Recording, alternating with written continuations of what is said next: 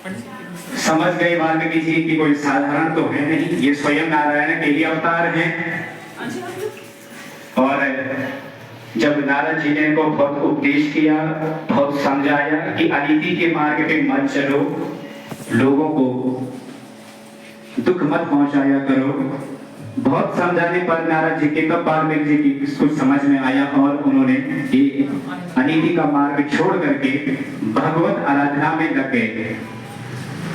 उसके बाद उन्होंने ब्रह्मा जी की तपस्या करी और ब्रह्मा जी से ज्ञान का प्रदान प्राप्त किया।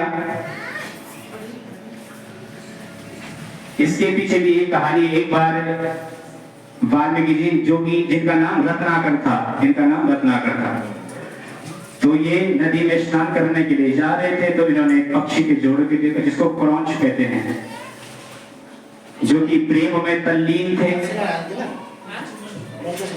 तभी अचानक से एक बाण आता है और जो नर पक्षी है उस पे लग जाता है और उसकी मृत्यु हो जाती है। और इस नर पक्षी के मृत्यु होने के विरह में जो मादा पक्षी थी वो भी पेड़ की टहनी से गिरकर नीचे मर जाती है। यह देख करके बड़े क्रोधित हुए वाल्मीकि जी और बड़े दुखित हुए। तो अनायास उनके मुख से एक श्लोक निकल पड़ा जो कि अनुष्टुप छंद में कहा जाता है। कहते हैं ये संस्कृत साहित्य का सबसे पहला श्लोक है। मां निषाद प्रतिष्ठित त्वमगमः शाश्वती समाह यत् क्रौंच मिथुनादिकम् अवधि काम मोहितम्। हे बहेलिए, तूने एक असावधान पक्षी की मृत्यु कर दी जो कि असावधान थे और प्रेम में तल्लीन थे, और तुम्हें जीवन में कभी भी शांति प्राप्त नहीं होगी। ये श्राप वाल्मीकि जी के मुख से अनायास ही जो अनुष्टुप छंद में निकल पड़ा। तो जब उन्होंने बाद में ध्यान दिया कि ये मेरे मुख से क्या निकल पड़ा, तो उन्होंने ब्रह्मा जी का ध्यान किया और ब्रह्मा जी प्रकट हुए। ब्रह्मा जी ने कहा कि आपका जन्म सार्थक होगा क्योंकि आप एक दिव्य महाग्रंथ की रचना करने वाले हैं, रामायण नाम से जो विख्यात होगा।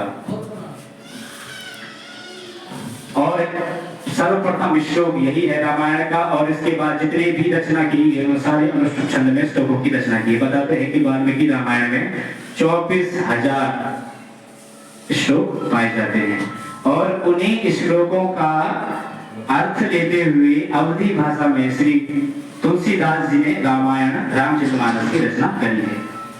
बड़ा ही दिव्य ग्रंथ है, अलौकिक जिसे हम कहते हैं। बड़े ही अनुभव की बातें इसमें लिखी हुई हैं। तो आइए हम मंगलाचरण की ओर प्रवेश करते हैं और भगवान गणेश जी से और मैया गौरी से हम